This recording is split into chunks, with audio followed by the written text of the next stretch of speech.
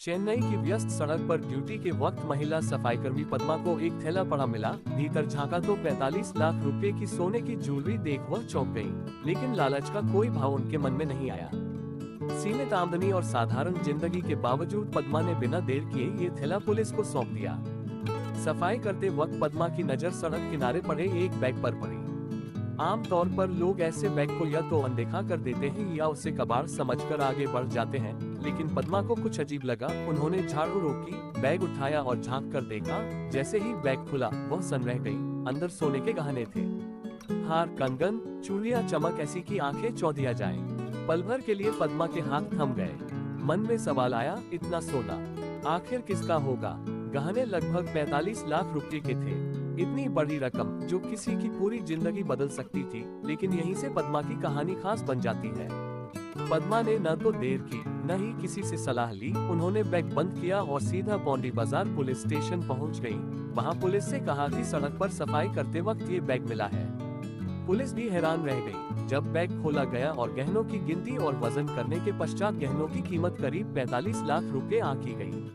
Police record खंगालने लगी और जल्द ही पता चला कि नंगनल्लूर के रहने वाले रमेश ने कुछ समय पहले सोने से भरे बैग के खोने की शिकायत दर्ज कराई थी। जांच पड़ताल के बाद रमेश को थाने बुलाया गया। पहचान और पुष्टि के बाद वही बैग रमेश को सौंप दिया गया। रमेश की आंखों में राहत के आंसू थे और पुलिस स्टेशन में मौजूद हर शख्स की नजरें पद्मा पर टिक गई। एक ऐसी महिला जिसने चाहा होता तो सब कुछ बदल सकती थी, लेकिन उसने ईमानदारी को चुना। ये पहली बार नहीं था जब पद्मा और उनका परिवार ईमानदारी की मिसाल बना।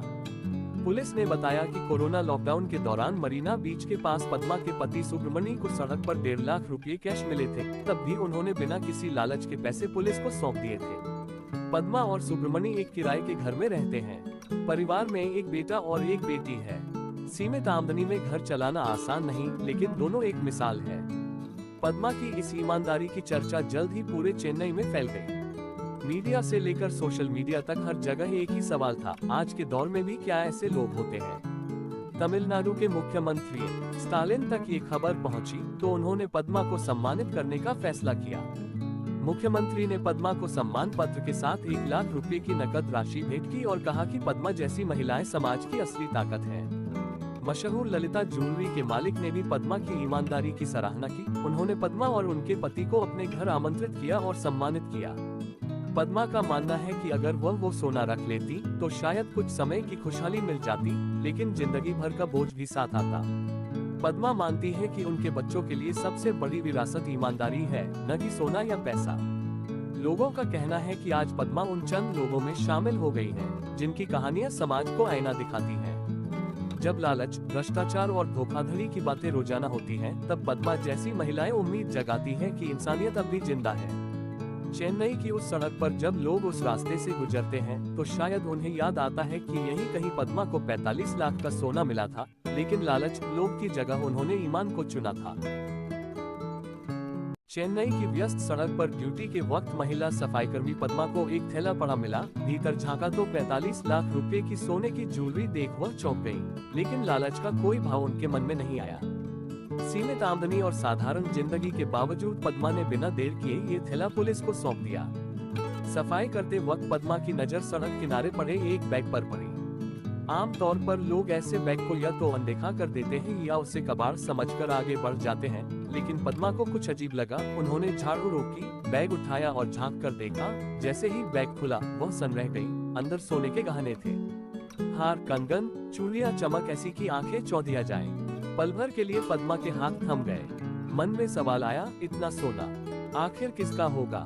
गहने लगभग 45 लाख रुपए के थे। इतनी बड़ी रकम जो किसी की पूरी जिंदगी बदल सकती थी, लेकिन यहीं से पद्मा की कहानी खास बन जाती है। पद्मा ने न तो देर की, न ही किसी से सलाह ली। उन्होंने बैग बंद किया और सीधा पौंडी बाजार पुलिस स्टेशन पहुंच गई। वहां पुलिस से कहा कि सड़क पर सफाई करते वक्त ये बैग मिला है। पुलिस भी हैरान रह गई जब बैग खोला गया और गहनों की गिनती और वजन करने के पश्चात गहनों की कीमत करीब 45 लाख रुपए आंकी गई। पुलिस रिकॉर्ड खंगालने लगी और जल्द ही पता चला कि नंगनल्लूर के रहने वाले रमेश ने कुछ समय पहले सोने से भरे बैग के खोने की शिकायत दर्ज कराई थी। जांच पड़ताल के बाद रमेश को थाने बुलाया गया। पहचान और पुष्टि के बाद वही बैग रमेश को सौंप दिया गया। रमेश की आंखों में राहत के आंसू थे और पुलिस स्टेशन में मौजूद हर शख्स की नजरें पद्मा पर टिक गई। एक ऐसी महिला जिसने चाहा होता तो सब कुछ बदल सकती थी, लेकिन उसने ईमानदारी को चुना। ये पहली बार नहीं था जब पद्मा और उनका परिवार ईमानदारी की मिसाल बना।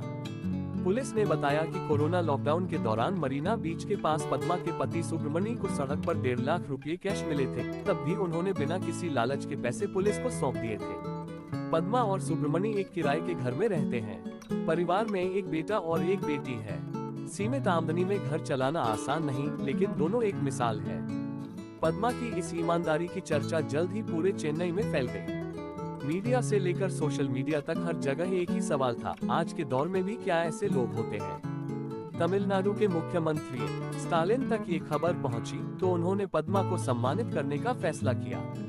मुख्यमंत्री ने पद्मा को सम्मान पत्र के साथ 1 लाख रुपए की नकद राशि भेंट की और कहा कि पद्मा जैसी महिलाएं समाज की असली ताकत हैं। मशहूर ललिता ज्वेलरी के मालिक ने भी पद्मा की ईमानदारी की सराहना की। उन्होंने पद्मा और उनके पति को अपने घर आमंत्रित किया और सम्मानित किया।